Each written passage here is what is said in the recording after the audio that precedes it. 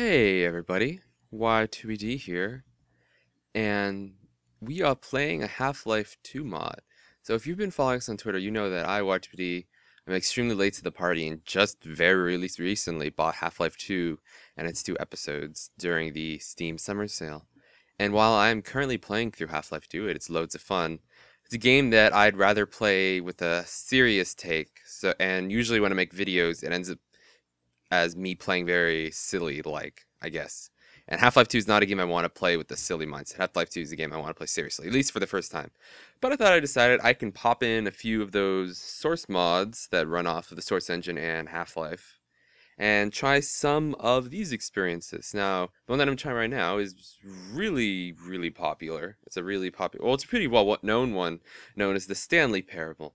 And I know very little, next to nothing, about what this mod is about, and that's what the mod creator recommends.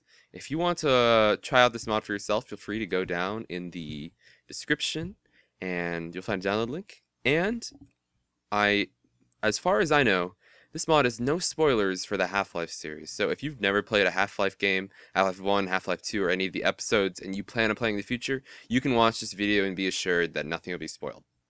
Well, it's a new game. Third game.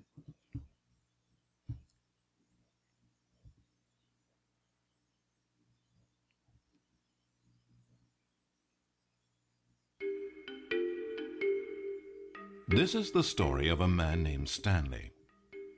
Stanley worked for a company in a big building where he was employee number 427. Employee number 427's job was simple. He sat at his desk in room 427 and he pushed buttons on a keyboard. Complex. Orders came to him through a monitor next to his desk, telling him what buttons to push, how long to push them, and in what order. This is what employee 427 did every day of every month of every year. And although others might have considered it soul-rending, Stanley relished every moment that the orders came in, as though he had been made exactly for this job. And Stanley was happy. Very happy. And then one day something very peculiar happened. Something that would forever change Stanley. Something he would never quite forget. He had been at his desk for nearly an hour when he realized that not one single order had arrived on a monitor for him to follow. No one had showed up to give him instructions, call a meeting, or even say hi. Never in all his years at the company had this happened, this complete isolation. Something was very clearly wrong. Shocked, frozen solid, Stanley found himself unable to move for the longest time. But as he came to his wits and regained his senses, he got up from his desk and walked out into the hallway. I think this is where I take over. So it's my job to get up from my desk, walk out the hallway. Doesn't look like these objects do anything. Stanley decided to go to the staff lounge to check on his co-workers. He never functioned well by himself and constantly needed support and guidance from others, so the thought of total solitude was terrifying to him. Doesn't look like I'm able to go into any of these rooms. The music just stopped. That was very creepy.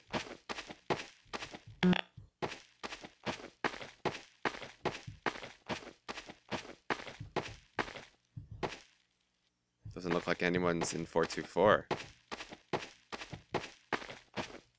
Must be the lunchroom. When Stanley came to a set of 2 open doors, he entered the door on his left.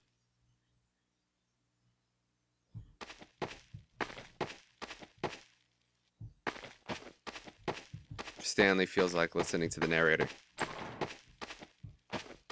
That's 507. I'm in 500 block now. Nothing. These doors are quite locked. They don't feel like opening. Radiator. As Stanley entered the lounge, he was horrified to find not a single person There's here. not a single person He decided here. he would walk up to see his boss, hoping that he would find Hopefully an my answer boss there. doesn't answer. It's not like the soda machine's functioning either.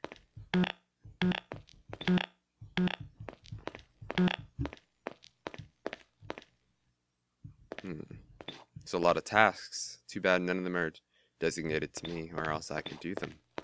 Not be plagued by boredom and loneliness. Everybody seems to be off on the job today. And somehow I ended up in the 200 block. Coming to a staircase, Stanley walked upstairs to his boss's office. Actually, scratch that. I need to go to the bathroom, and I believe the bathroom is downstairs. But Stanley just couldn't do it. He considered the possibility of facing his boss, of admitting that he had left his post during work hours. He might be fired for that. I don't want and to in be such fired. a competitive I can't talk to my economy, boss. was it really worth taking that risk? All because he believed everyone There's had no reason that disappeared. everyone disappeared. Everyone's His just boss probably would hiding think out he was somewhere. crazy.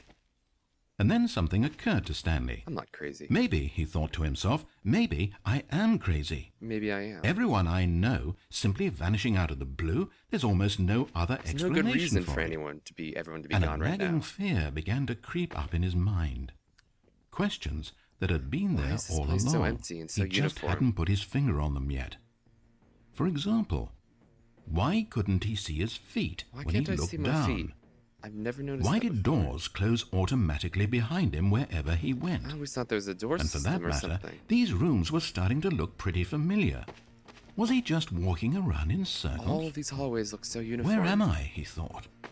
Where could And I the more he possibly found be? himself unable to answer these questions, the more questions continued to arise, until long he have I came to been the here? issue that had been slowly boiling until he could ignore it no longer. There's something I've been thinking. Why is there a voice in my head, dictating everything that I'm Who is doing this and voice? thinking? Suddenly, every door slammed shut. No! Stanley screamed. I No. need to get out of here. Why did that I door need to know close? that there's something out there. I need to know it's not just all in my head. And he screamed and clutched at his skull as the voice grew harsher and the music in the background rose higher and higher. No.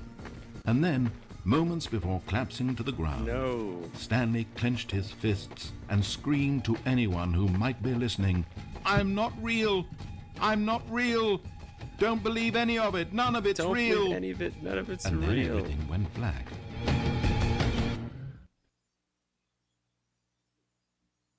This is the story of a woman named Mariella. Mariella woke up on a day like any other. She got dressed, went to work, clocked in, clocked out, and then she walked home. But her walk on this day was interrupted by the body of a man who had stumbled through town talking and screaming to himself, and then collapsed dead on the sidewalk. Moments after seeing him, she would turn, run to the nearest police station, and call for an ambulance. But for just a few brief seconds, she merely stood there, unable to move. The tragedy was not the death of a single person. It was that she would never know this man's story, never hear in his own words what had happened to him, or what he believed had happened to him. For to know these things would be to exist inside the head of the man himself. So all she could do was observe from a distance and pity him. But Mariella had places to be and people to meet with, very important people, whose impressions of her would affect her career and indeed the rest of her life. She stood there for only a moment, looking down at the body, and then she ran. Run, Mariella. Run.